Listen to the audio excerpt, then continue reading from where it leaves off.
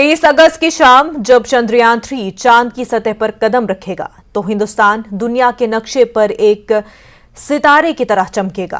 पूरे मुल्क में जश्न का माहौल होगा, लेकिन चांद पर उतरने के साथ ही इसरो के चैलेंज भी बढ़ेंगे। देखिए रिपोर्ट।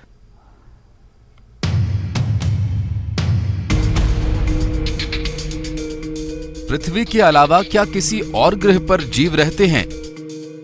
क्या इंसान कभी पृथ्वी छोड़कर दूसरे ग्रह पर भी अपनी कॉलोनी बना सकते हैं? इस तरह के किस्से साइफाई फिल्म्स में कई बार दिखाए जा चुके हैं, लेकिन हकीकत में अभी तक ऐसा कोई सबूत नहीं मिला। लेकिन इंसानी जिज्ञासा का कोई अंत नहीं, इसलिए धरती पर रहने वाले इंसानों के लिए किसी और ग्रह पर जीवन की खोज करना लगातार जारी है और इंसान की इसी जिज्ञासा और उत्सुकता को और बढ़ा रहा है चंद्रयान 3। अगर सब कुछ ठीक ठाक रहा तो चंद्रयान 3 का लैंडर मॉड्यूल बुधवार यानी 23 अगस्त को शाम 6:04 पर चांद की सतह पर उतरेगा। इसके लैंड करते ही भारत में जोरदार जश्न होगा, लेकिन भारतीय अंतरिक्ष अनुसंधान संगठन यानी इसरो के लिए काम यहां से शुरू होगा। इसरो वैज्ञानिकों के लिए असली काम लैंडिंग के बाद शुरू होगा। लैंडिंग के बाद इसरो के वैज्ञानिक उन डेटा का विश्लेषण करेंगे जो चांद से 5 वैज्ञानिक उपकरण भेजेंगे। ये वैज्ञानिक एक चांद पर एक दिन के लिए रोवर संचालन में व्यस्त रहेंगे। बता दें कि चांद पर एक दिन पृथ्वी के 14 दिन के बराबर होता है। लैंडिंग के तुरंत बाद विक्रम लैंडर का एक साइड पैनल खुल जाएगा, जिससे प्रज्ञान रोवर के लिए एक रैंप बन जाएगा।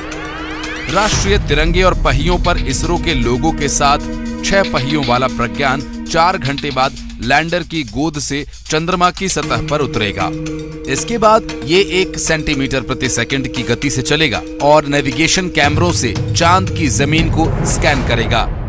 रोवर चंद्र रेजोथिल यानी मिट्टी पर तिरंगे और इसरो के लोगों के निशान छोड़ देगा, जिससे चंद्रमा पर भारत का निशान बन जाएगा। रोवर में चंद्रमा की सतह से संबंधित डेटा प्रदान करने के लिए पेलोड के साथ कई वैज्ञानिक उपकरण हैं। ये चंद्रमा के वायुमंडल के मौलिक संरचना का डेटा इकट्ठा करेगा और लैंडर को भेजेगा।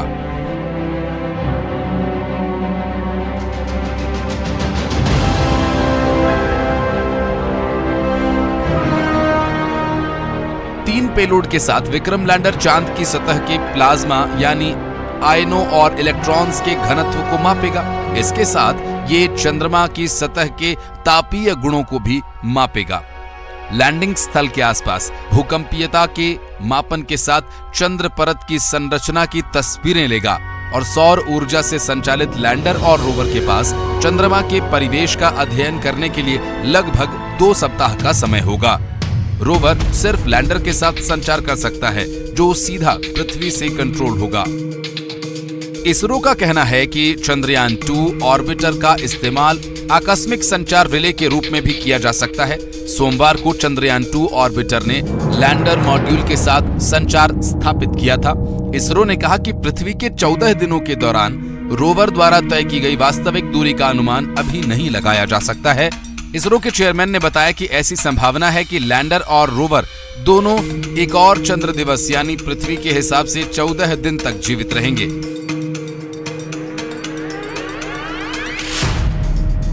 अंतरिक्ष मंत्री जितेंद्र सिंह ने कहा कि चंद्रयान 3 मिशन के प्राथमिक 3 उद्देश्य हैं: चंद्रमा की सतह पर सुरक्षित और सॉफ्ट लैंडिंग करना, चंद्रमा पर घूमते रोवर का प्रदर्शन और तीसरा वैज्ञानिक प्रयोग करना। उन्होंने कहा कि अमेरिका, रशिया और चाइना के बाद चांद पर सॉफ्ट लैंडिंग करने वाला भारत दुनिया का चौथा देश होगा, लेकिन चंद्रमा के दक्षिणी ध्रुव पर उतरने वाला भारत दुनिया का एकमात्र देश होगा। हम दक्षिणी ध्रुव पर इसलिए जा रहे हैं क्योंकि हम अज्ञात चीजों का पता लगाना चाहते हैं। हमें स्थायी रूप से छाया वाले गड्ढों की छवियां मिली हैं, जो संकेत देती हैं कि इसमें पानी हो सकता है। अगर चंद्रयान 3 को पानी के सबूत और मिलते हैं तो इससे कई वैज्ञानिक संभावनाएं खुलती हैं। Bureau report, news 18। वजीर-ए-आजम नरेंद्र मोदी अमली तौर पर जनूबी अफ्रीका से चंद्रयान 3 सॉफ्ट लैंडिंग प्रोग्राम में शामिल होंगे। पीएम मोदी 15वें ब्रिक्स सरबराही इजलास में शिरकत के लिए जनूबी अफ्रीका के 3 रोजा सरकारी दौरे पर है। Indian Space Research Organisation ISRO का चंद्रयान मिशन खलाई जहाज चंद्रयान 3 बुध की शाम तकरीबन 6:04 पर चांद के जनूबी कुतब पर उतरने वाला है।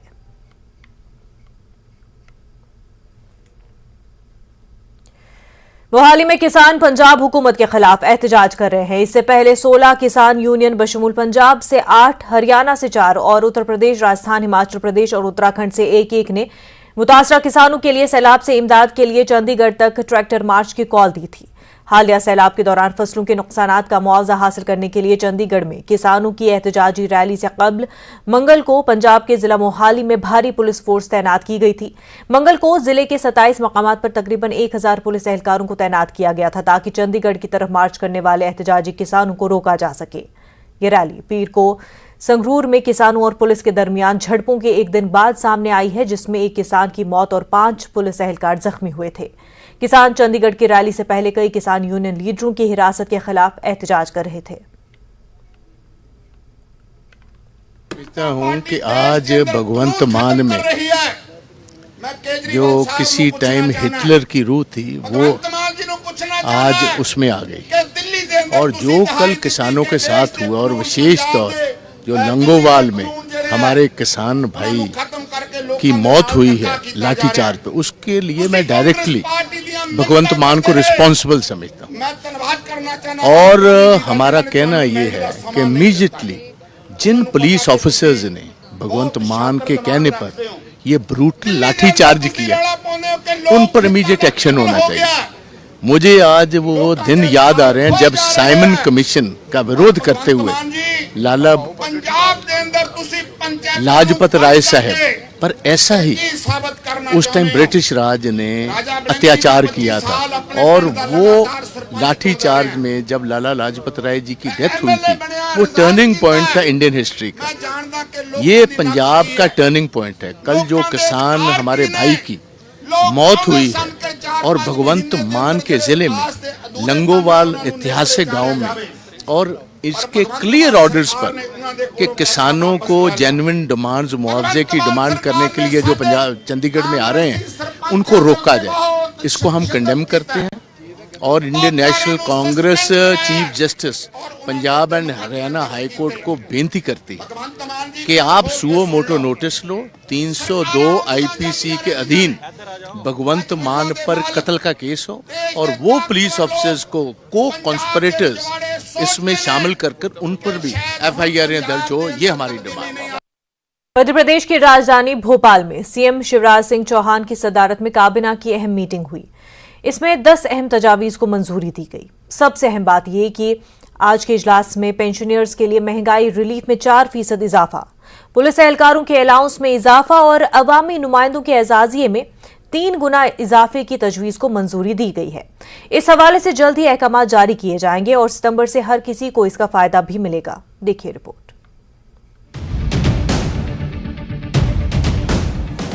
मध्य प्रदेश में चुनाव से पहले सरकार ने पेंशनर्स को बड़ी खुशखबरी दी है। भोपाल में शिवराज सरकार कैबिनेट की बैठक हुई, जिसमें सरकार ने पेंशनर्स का महंगाई भत्ता बढ़ाने का फैसला लिया। पुलिस कर्मियों के लिए भी सरकार ने कई अहम फैसले लिए हैं। एक नजर शिवराज कैबिनेट के अहम फैसलों पर। पुलिस कर्मियों को हर माह 15 लीटर पेट्रोल, पौष्टिक आहार भत्ता बढ़ाकर 1000 रुपए किया गया। वर्दी राशि 2500, पुलिस कर्मियों के भोजन का पैसा बढ़ाया गया। भोजन की दर को 70 से बढ़ाकर 100 किया गया। एसएएफ के जवानों को स्पेशल ड्यूटी में योजना का लाभ मिलेगा। नक्सली आत्मसमर्पण योजना की शुरुआत को मंजूरी। सरेंडर पर घर बनाने के लिए 1.5 लाख तक की मदद। हथियार के साथ सरेंडर। एमपी के सागर में एक रैली से खिताब करते हुए कांग्रेस सदस्य मल्लिकार्जुन खड़गे ने कहा कि मैं वादा करता हूं कि अगर कांग्रेस इक़्तिदार में आती है तो किसानों को कर्ज से निजात मिलेगी और खाना पकाने की गैस 500 रुपए में मिलेगी, 1500 रुपए माहाना मिलेंगे, सरकारी मुलाजमीन को पेंशन भी मिलेगी। और इसके अलावा कांग्रेस सदर ने मध्य प्रदेश हुकूमत पर सख्त हमला किया और इसे एक गैर कानूनी हुकूमत करार दिया। उन्होंने कहा कि मौजूदा हुकूमत मध्य प्रदेश गैर कानूनी है। बीजेपी ने हमारे एमएलए को तोड़ा, जबकि कांग्रेस ने अपने असूलों पर हुकूमत बनाई है। किसान कर्ज मुक्त होंगे, और एलपीजी गैस सिलेंडर केवल 500 रुपए में मिलेगा। मैं वायदा कर रहा हूं, फिर मेरे को बीच में मत छोड़ो। एलपीजी गैस सिलेंडर केवल 500 रुपए में मिलेगा। महिलाओं को 1500 हर महीना मिलेगा। महिला तो खुश होना चाहिए, हाथ उठाइए। ठीक है, 1500 रुपए देने का वायदा हम कर रहे हैं और पैसा हमारे पास आ गया तो और बढ़ा देंगे आगे। 100 यूनिट तक बिजली बिल माफ। सरकारी कर्मचारियों के लिए ओल्ड पेंशन स्कीम, ये सभी चीजें हम आपके लिए करेंगे। और ये जो कांग्रेस सत्ता पर आने वाले कुछ वायदे हम किए और अध्यक्ष के तौर पर मैं आपसे वायदा करता हूं कि मध्य प्रदेश में कांग्रेस की सरकार बनने पर हम जाति जनगणना का भी कराएंगे। कांग्रेस के सदस्य मल्लिकार्जुन खड़गे ने बीजेपी पर सख्त हमला करते हुए कहा कि बीजेपी के मुंह में राम है, बगल में चोरी है। हम वोटों के लिए नहीं बल्कि दिल से आवाम की भलाई के लिए काम करते हैं। बीजेपी ने संत रविदास का मंदिर बनाने का वादा किया, लेकिन दिल्ली के रविदास मंदिर को बिल्डोजर चलाकर गिरा दिया गया। मुल्क के लिए सबसे ज्यादा फायदेमंद आईन वही है जो हमने दिया है। संकल्प यहां पर तो मंदिर बनाने का वायदा किया, लेकिन दिल्ली में ये 14 अगस्त 2019 में 2019 में वहां जो रविदास जी की मंदिर थी, इन्होंने बुलडोजर लगा के उसको तोड़ दिया। ये लीजिए, मैं दे देता हूं क्योंकि सबूत मांगते हैं ना। ये टाइम्स ऑफ इंडिया का ये है, ये ले लीजिए सबूत के तौर पर, आप देख लीजिए। यानी ये लोग ऐसे हैं कि मुख में राम बगल में छुरी।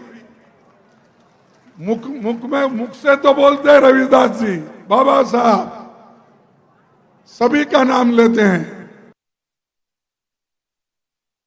साबिक वज़ीर-ए-आला कमलनाथ ने भी सागर में बीजेपी को निशाना बनाया। उन्होंने सीएम शिवराज को निशाना बनाते हुए कहा कि शिवराज जी को 18 साल बाद अपनी बहनों, कारकुनों, किसानों की याद आई। कमलनाथ ने तंजिया अंदाज में कहा कि आवाम समझती है, बीजेपी और शिवराज जी की फनकारी समझती है। कर रहे थे शिवराज सिंह जी की। शिवराज सिंह जी, 18 साल बाद आपको बहनें याद आई, 18 साल बाद आपको कर्मचारी याद आए, 18 साल बाद आपको किसान याद आए। चुनाव के 5 महीने पहले आपको ये सब याद आते हैं। आज मध्य प्रदेश की जनता समझदार है। यूपी में बीएसपी ने भी लोकसभा इंतखाबात के लिए अपनी तैयारियां तेज कर दी है। दिल्ली के बाद अब बीएसपी सुप्रीमो मायावती कल 23 अगस्त को लखनऊ में रियासी ओहदेदारों की मीटिंग करेंगी, तैयारियों का जायजा लेंगी। 2024 में इस मुलाकात को बहुत अहम समझा जाता है।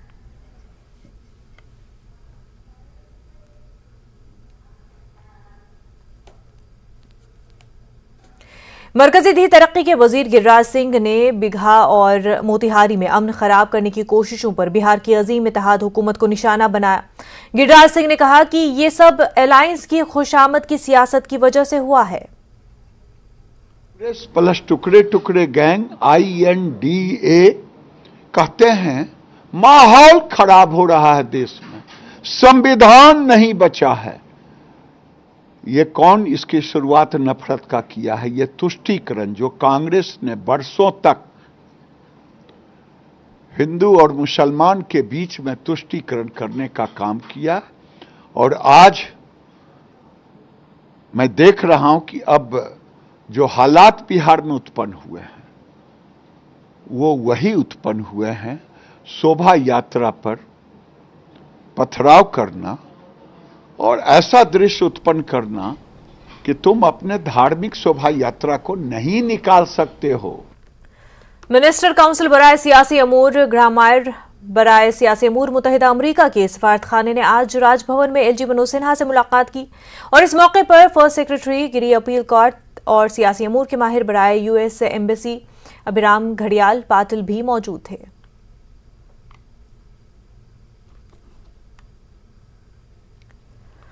फौज ने आज राजौरी के केरी सेक्टर में एलओसी के करीब डोंगी गांव के मकीनों के लिए एक मेडिकल चेकअप को कम तकसीम कैंप का इनेकाद किया। कैंप में जबरदस्त शिरकत देखने में आई, जिसमें खवातीन और बच्चों समेत 110 से ज्यादा मकामी लोगों ने शिरकत की। अगरचे मुश्किल जमीन की तज़ीन और नाक़िस राब्ता उनके रोजमर्रा के मामलात के लिए एक चैलेंज पेश करते हैं, लेकिन वो मुस्कुराहट के साथ उनका सामना करते हैं। ताहम सिविल मेडिकल इंफ्रास्ट्रक्चर से दूर होने की वजह से बाज़ औक़ात तिबी हंगामी सूरत हाल बाशिंदों के लिए संगीन मसाइल का बाइस बनती है। तिबी अमले की तवज्जो बुनियादी सेहत की तालीमी तर्ज ज़िंदगी के अमराज के साथ साथ अद्वियात की तकसीम पर रही।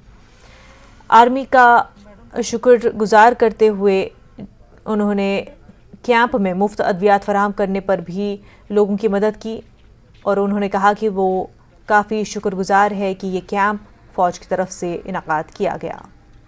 हमारी यहाँ पर बीमारियाँ जो जोर पकड़ती है इस मौसम परिवर्तन के इसलिए सेना ने यहाँ पर अच्छे डॉक्टर यहाँ पर बुला करके लोगों को सुविधा देने के लिए बहुत बड़ा यहाँ कार्यक्रम रखा। ये जो हमारा मेडिकल कैंप रखा है, इसके लिए मैं अपने यहाँ के लोगों की तरफ से अपने सेना का आभार व्यक्त करता हूँ। अगर हमारे पास हेल्थ है तो हमारे पास सबसे बड़ा गहना मौजूद है।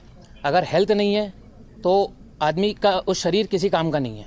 डेंटल कैंप्स हम लोग लगाते हैं, स्वच्छता पखवाड़ा का हमने देश में स्वच्छता हो, हिंदी डे होता है तो हिंदी को प्रमोट करते हैं। विभिन्न देश को हम संगठित करना चाहते हैं और पिछड़े गांव में जो देश हमारा तरक्की करे और देश को हम आगे लेके जाएं, इस तरह के छोटे से लेके बड़े इनिशिएटिव सारे हम फौज के माध्यम से गाँव वालों को और यहाँ के आसपास के लोगों को हम देना चाहते हैं। सीमावर्ती एरिया में रहने वाले लोगों को मेडिकल फैसिलिटी देने के मकसद से सेना की तरफ से एक फ्री मेडिकल कैंप यहाँ पर लगाया गया है। इस वक्त मैं राजौरी के सीमावर्ती एरिया में मौजूद हूँ। यहाँ पर सेना की तरफ से फ्री मेडिकल कैंप आम लोगों के लिए लगाया गया है। मेरे पीछे आप देख सकते हैं कि सेना के डॉक्टर्स फ्री मेडिकल्स, फ्री दवाई जो है वो यहाँ पर दे रहे हैं। तमाम लोग जो हैं जो कि सरहदी एरिया के रहने वाले हैं, सीमा से सटे गाँव में ये लोग रहते हैं। दूसरी किसी भी तरह की मेडिकल फैसिलिटी इनको नहीं थी। सरकारी तौर पर कोई भी हॉस्पिटल इस एरिया में नहीं है, जिस वजह से लोग काफ़ी परेशान थे और सेना ने लोगों की सुविधा के लिए इस तरह का मेडिकल कैंप लगाया, जहां सेना के डॉक्टर लोगों का फ्री इलाज कर रहे हैं और साथ ही साथ फ्री दवाइयां भी इन तमाम लोगों को दे रहे हैं। राजौरी के सीमावर्ती एरिया डूंगी सेक्टर से न्यूज़ 18 के लिए मैं शक्तिशाली। जिला बांदीपुरा के सुंबल सोनावारी इलाके से ताल्लुक रखने वाले मुतादिद गांव में प्रधानमंत्री आवास योजना के तहत बेघर अफराद को शामिल किए जाने के अमल पर सवालात उठाए जा रहे हैं। मुख्तलिफ लोगों ने इस सिलसिले में शिकायत की है कि इस पूरे अमल में मुस्तहिक अफराद को तरजीह देने के बजाय उनसे कम हक रखने वाले अफराद को शामिल किया गया है और उन्हें नजरअंदाज किया गया। सोनावारी के सुंबल, गनिस्तान और नौगाम ब्लॉक्स के मुख्तलिफ देहात में कई लोगों का मानना है कि कई एक जगहों पर ये पंचों और सरपंचों की जानिब से मनमानी और जानिबदारी से काम लिया गया है, तो कहीं पे महकमे दही तरक्की के मुलाजमीन पे कोताही बरतने का इल्ज़ाम है। काबिल जिक्र है कि इस स्कीम के तहत गरीब और बेघर अफराद को रहने के लिए पक्के मकान फराहम किए जा रहे हैं। न्यूज़ 18 से बात करते हुए कई एक अफराद ने ज़रा तरक्याती कमिश्नर बांदीपुरा से मुतालबा किया कि सोनावारी के सुंबल इलाके में इस पूरे अमल पर नजरसानी की जाए और जो मुस्तहिक अफराद हैं उन्हें पहली तरजीह दी जानी चाहिए। ईज ऑफ डूइंग बिजनेस में लगातार बढ़ोतरी हुई है। हमने कंप्लायंस बर्डन को कम किया है, रेड टेप को हटाकर रेड कारपेट बिछा रहे हैं। जीएसटी और इंसॉल्वेंसी एंड बैंक्रप्सी कोड के लागू होने से इन्वेस्टर कॉन्फिडेंस बढ़ा है। रक्षा और अंतरिक्ष जैसे क्षेत्र जिनको प्रतिबंधित माना जाता था, आज प्राइवेट सेक्टर के लिए खोल दिए गए हैं। हमने पब्लिक सर्विस डिलीवरी और गुड गवर्नेंस पर विशेष रूप से ध्यान केंद्रित किया है। टेक्नोलॉजी के इस्तेमाल से भारत ने फाइनेंशियल इंक्लूजन की और एक बड़ी छलांग लगाई है। इसका सबसे अधिक लाभ हमारी ग्रामीण महिलाओं को मिला है। आज एक क्लिक से भारत में करोड़ों लोगों को डायरेक्ट बेनिफिट ट्रांसफर किए जाते हैं। अब तक $360 बिलियन से भी अधिक ऐसे ट्रांसफर किए जा चुके हैं। इससे सर्विस डिलीवरी में पारदर्शिता बढ़ी है और भ्रष्टाचार और मिडलमैन कम हुए हैं। प्रति गीगाबाइट डाटा की कीमत में भारत सबसे किफायती देशों में है। आज भारत में स्ट्रीट वेंडर से लेकर बड़े बड़े शॉपिंग मॉल तक यूपीआई यानी यूनिफाइड पेमेंट इंटरफेस का इस्तेमाल किया जाता है। आज विश्व के सबसे अधिक डिजिटल ट्रांजैक्शन वाला देश भारत है। यूएई, फ्रांस, सिंगापुर जैसे देश इस प्लेटफॉर्म के साथ जुड़े हैं। ब्रिक्स देशों के साथ भी इस पर काम करने के लिए अनेक संभावनाएं हैं। भारत के इंफ्रास्ट्रक्चर में बड़े पैमाने पर हो रहे निवेश से देश का परिदृश्य बदल रहा है। इस वर्ष के बजट में हमने इंफ्रास्ट्रक्चर के लिए लगभग $120 बिलियन का प्रावधान रखा है। इस निवेश के माध्यम से हम भविष्य के एक नए भारत की मजबूत नींव रख रहे हैं। रेल, रोड, वाटरवे, एयरवेज हर क्षेत्र में तेज गति से बदलाव आ रहा है। आज भारत में 10,000 किलोमीटर प्रति वर्ष की रफ्तार से नए हाईवे बन रहे हैं। पिछले 9 वर्ष में एयरपोर्ट की संख्या दोगुनी हुई है। निवेश और उत्पादन को बढ़ाने के लिए हमने प्रोडक्शन लिंक इंसेंटिव स्कीम्स लागू की है। लॉजिस्टिक्स कॉस्ट कम होने से भारत का मैन्युफैक्चरिंग सेक्टर कॉम्पिटिटिव हो रहा है। रिन्यूएबल एनर्जी के क्षेत्र में भारत वर्ल्ड लीडर में से एक है। हम भारत को solar energy, wind energy, electric vehicles, green hydrogen, green ammonia जैसे क्षेत्रों में ग्लोबल मैन्युफैक्चरिंग हब बनाने के लिए सक्रिय रूप से कदम उठा रहे हैं। स्वाभाविक है कि इससे भारत में रिन्यूएबल टेक्नोलॉजी का एक बड़ा मार्केट बनेगा। आज भारत में विश्व का तीसरा सबसे बड़ा स्टार्टअप इकोसिस्टम है। भारत में इस समय 100 से भी अधिक यूनिकॉर्न है। आईटी, टेलीकॉम, फिनटेक, एआई और सेमीकंडक्टर्स जैसे क्षेत्रों में हम make in India, make for the world के विजन को आगे बढ़ा रहे हैं। इन सभी प्रयासों का सामान्य जन के जीवन पर प्रत्यक्ष रूप से सकारात्मक प्रभाव पड़ा है। पिछले 9 वर्षों में लोगों की आय में लगभग 3 गुना वृद्धि हुई है। भारत के आर्थिक विकास में महिलाओं की सशक्त भागीदारी रही है। आईटी से लेकर स्पेस तक, बैंकिंग से लेकर हेल्थ केयर तक महिलाएं पुरुषों के साथ कंधे से कंधा मिलाकर देश की प्रगति में योगदान दे रही है। भारत के लोगों ने 2047 तक एक विकसित राष्ट्र बनाने का संकल्प लिया है। फ्रेंड्स, मैं आप सभी को भारत की विकास यात्रा में शामिल होने के लिए आमंत्रित करता हूं। कोविड महामारी ने हमें रेजिलिएंट और इंक्लूसिव ब्रिक्स बिजनेस फोरम में वजीर आजम नरेंद्र मोदी खिताब कर रहे थे और टेक्नोलॉजी के शोबे में हिंदुस्तान ने कितनी तरक्की की है इस हवाले से तफसीली जानकारी फराहम कर रहे थे। आगे बढ़ते हैं। मनकपाल पांपोर में दिलदोज हादसा, नहाने के दौरान आनलेतापुरा पांपोर का 20 साला नौजवान सुहेल लतीफ करकयाब होकर हलाक हुआ है, जबकि दूसरे नौजवान को बचा लिया गया। एन शाहिदीन के मुताबिक ये दोनों नौजवान मनकपाल पांपोर इलाके में नहा रहे थे कि अचानक ये दोनों डूब गए, जिसके बाद मकामी लोगों और पुलिस ने एक नौजवान को बचा लिया, ताहम दूसरा नौजवान सैफुल्ला डूब जाने की वजह से लुक़मा अजल बन गया। मनकपाल में वहाँ पे कोई दरिया है नहीं, कोई कुछ नया कुछ वहाँ पे उन्हें बना है। वहाँ पे ये कुछ पानी था, कोई गहरा पानी, उसमें 2-4 लड़के वहाँ पे गए थे नहाने के लिए। जब जो 3 लड़के थे, तीनों के 3 वापस आ गए। जो लड़का था ये तो वापस नहीं आया। फिर कोई लड़का गाँव से किसी लड़के को बुलाया गया जो एक्सपर्ट इसमें था, तो उसको लाया गया। उन्होंने उसने से बचाने की कोशिश की। जब उसने बचाने की कोशिश की तो 20 मिनट बिल्कुल पानी के नीचे रहा है। 20 मिनट के बाद जब उसको वापस पानी से बाहर लाया गया तब इसकी हालत उतनी अच्छी थी नहीं। तब जो इसके साथ वो आप लवाकिन तो साथ नहीं थे, जो इसके दोस्त वगैरह साथ थे, यहाँ पे लाया। उन्होंने मुझे बताया कि जब वहाँ पे इसने एक वॉमिट किया, एक उल्टी की और एक उल्टी की और थोड़ा सा सांस लिया। लेकिन जब मैंने यहाँ पे देखा, इसको मैंने एग्जामिन किया। एग्जामिन के बाद मुझे यही पता चला इसकी कोई कार्डियक एक्टिविटी नहीं थी, पल्स नहीं था, पीपल इसका फिर डायलेटेड थे, बिल्कुल एक सर। आज जम्मू कश्मीर स्पोर्ट्स काउंसिल ने 150 इन्फ्री बटालियन टीए पंजाब के साथ मिलकर 8 रोज़ा हॉकी टूर्नामेंट का आगाज़ किया और इस हॉकी टूर्नामेंट का नाम मशहूर हॉकी खिलाड़ी मेजर ध्यानचंद के नाम पर रखा गया है। इस टूर्नामेंट में वादी कश्मीर के हर जिले से कुल 10 टीमों ने हिस्सा लिया। टूर्नामेंट का फाइनल मैच 29 अगस्त को खेला जाएगा, क्योंकि इस दिन को कौमी खेलों के दिन के तौर पर भी मनाया जाता है।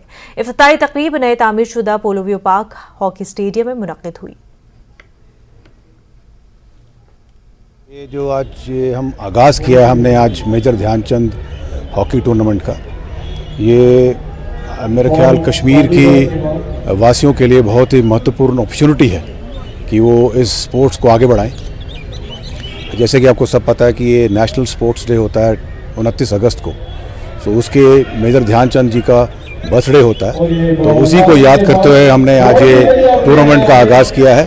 इसमें 10 टीम पार्टिसिपेट कर रही हैं पूरे कश्मीर से, और ये ऐसी स्पोर्ट है कि जो एक टीम वर्क सिखाती है, एक डिसिप्लिन सिखाती है, एक कमराडरी सिखाती है।